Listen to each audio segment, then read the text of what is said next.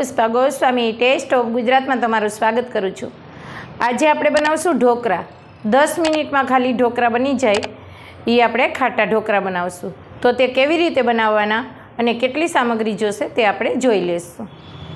આપણે ખાલી 10 મિનિટમાં ઢોકળા બની જશે, તમારે પલાળવાની કે રાખવાની કે કોઈ ઝંઝટ નહીં। તો તેના માટે આપણે ચણાનો લોટ લીધો છે અડધો બાઉલ। આ આપણે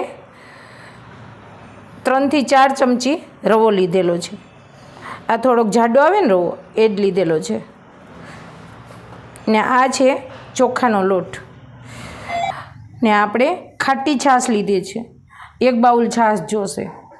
અત્યારે 1 બાઉલ લીધી છે, પછી વધઘટ આપણે પાછી લઈ લેશું, વધશે તો રહેવા દઈશું।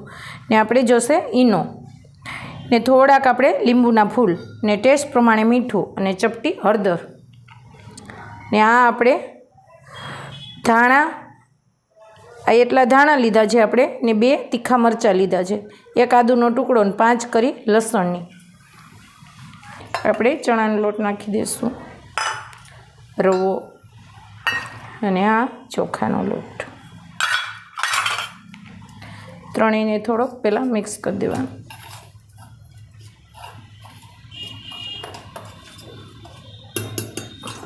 હવે આપણે છાશ નાખીશું।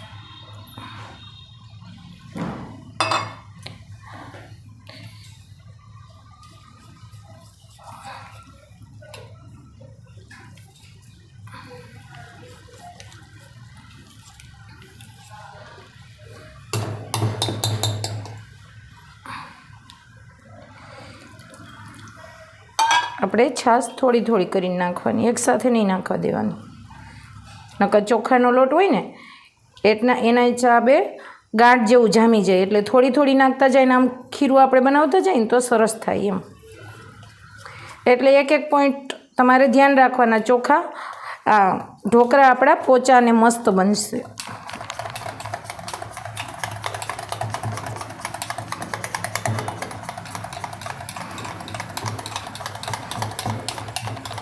આવું સ્મૂથ જોઈએ। હજી આપણે થોડીક છાશ નાખી દઈશું। આ જેટલી મેં 1 બાઉલ લીધી હતી ને 1 બાઉલ છાશ જોઈ એમાં, ને છાશ હંમેશા આમાં ખાટી જ રાખવાની।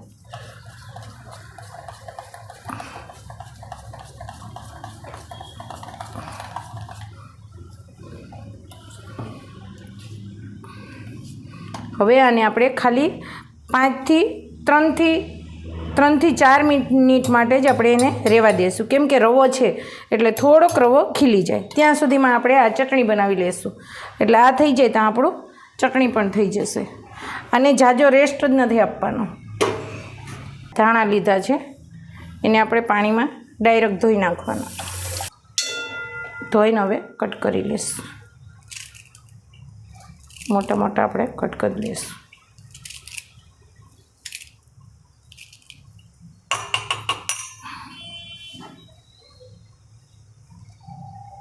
આપણે 2 મરચાં લીધે એને પણ એવી રીતે,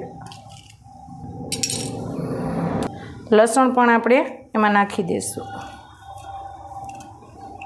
આપણે આદુનો ટુકડો પણ આમાં નાખી દઈશું।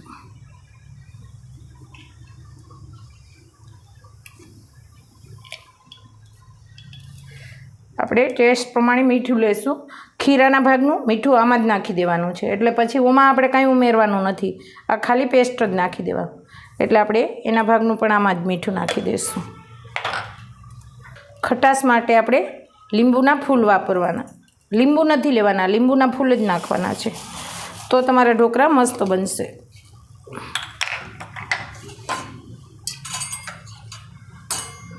ને ચપટી આપણે હળદર લઈશું કલર માટે।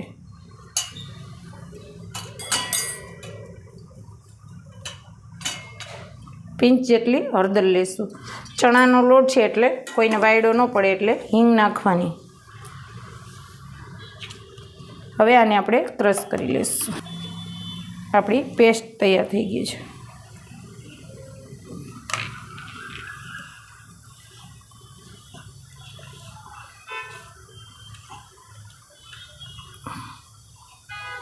ખીરું પણ આપણે ચેક કરી લઈશું, 3 થી 4 મિનિટ થઈ ગઈ, ખીરું પણ આપણું મસ્ત થઈ ગયું છે। એમાં થોડીક હજી આપણે છાશ ઉમેરશું, આ ઘટ થઈ ગયું, રવો પી લે ને છાશને એટલે ચૂસાઈ જાય બધું, એટલે ખાલી 2-3 ચમચી જેટલી.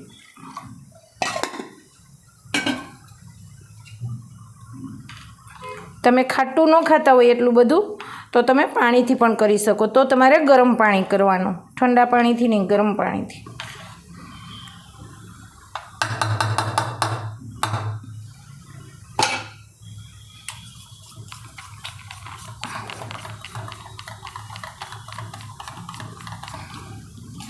મસ્ત જાવું થવું જોઈએ, આની ઉપર રહેવું ન જોઈએ. હવે જે પેસ્ટ બનાવી એ બધી જ નાખી દેવાની છે. આના માપની જ બનાવી છે આપણે.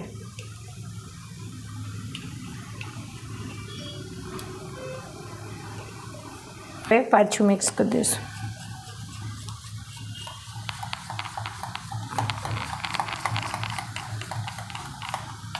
હળદરી આપણે ઓમાં જ નાખી દીધી, એટલે આમાં કાંઈ જ ઉમેરવાનું નથી. હવે ચમચી જેટલું તેલ નાખશું.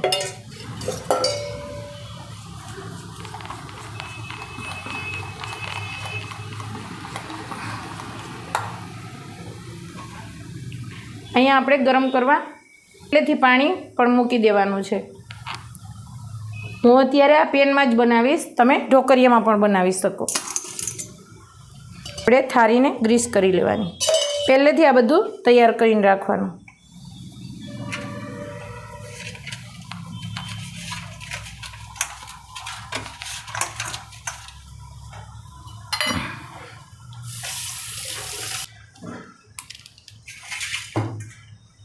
આવી રીતે આપણે થાળી પણ તૈયાર રાખવાની. ને હવે આમાં ઈનો નાખીશું. બધું તૈયારી કરીને પછી છેલ્લે ઈનો નાખવાનો.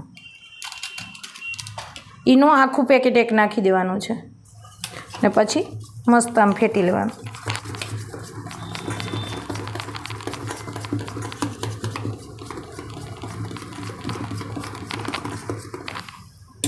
આવી રીતે ને ડાયરેક્ટ આમાં નાખી દેવાનું ને હવે મૂકી દઈશું આપણે. હવે ગેસને ફાસ્ટ કરી દેવાનું ને આ ઢાંકીને આપણે 5 મિનિટ થવા દઈશું. ટોટલ આ 10 મિનિટ એટલે 10 મિનિટમાં તમારા કમ્પ્લીટ થઈ જાય. તમારે છોકરાઓને નાસ્તામાં આપવા હોય, ટિફિનમાં આપવા હોય, કોઈ મહેમાન આવ્યું હોય તો ફટાફટ તમારા ઢોકળા તૈયાર થઈ જશે. હવે આપણે ચેક કરી લઈશું. જો આપણા ચડી ગયા કે નહીં, આવી રીતે ચેક કરી લેવાનું. જો ચમચી આમ ખાલી આવે ને એટલે સમજી લેવાનું કે તૈયાર થઈ ગયા છે. હવે આપણે ઉતારી લઈશું. પછી એનો વઘાર કરવો હોય તો વઘાર આવી રીતે ખવાય તો આમ સાદી રીતે પણ ખાઈ શકીએ. એ ઠંડા થાય ત્યાં સુધીમાં આપણે વઘાર તૈયાર કરી લો. વઘાર કરી લઈશું. એ ઠંડા થાય ને ત્યાં સુધીમાં 2 ચમચી આપણે તેલ મૂકીશું.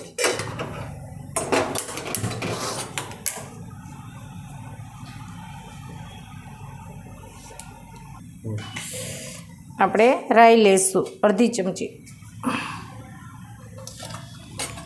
થોડુંક ચપટી જીરું નાખીશું. થોડાક આપણે તલ લઈશું ને 8 થી 10 આપણે લીમડાના પાન લઈશું.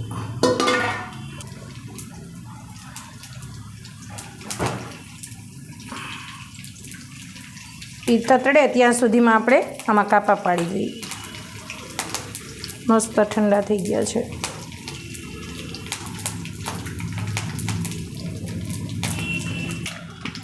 વઘાર આપણો થઈ ગયો છે. ગેસને બંધ કરી દઈશું. આપણે આની ઉપર રેડી દઈશું. ચમચેથી થોડો થોડો કરીને રેડતા જશું.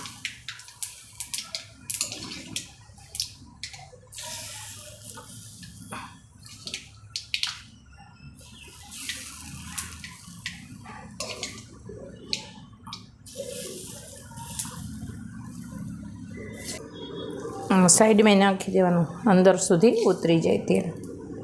કિનારીમાં જો આવી રીતે તમે બહાર કાઢીને કરી શકો.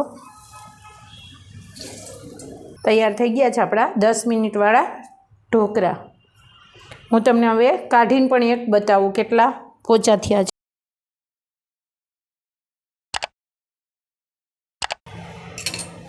જો તમે જોઈ શકો કેટલા જારીદાર બન્યા છે, એટલા પોચા ને મસ્ત, ખાવાની મજા આવે ને એવા. તો તૈયાર છે આપણા 10 મિનિટમાં બની જાય એવા ઢોકળા. જો તમને મારી રેસીપી સારી લાગે તો લાઈક કરજો, શેર કરજો અને સબસ્ક્રાઈબ કરતા રહેજો.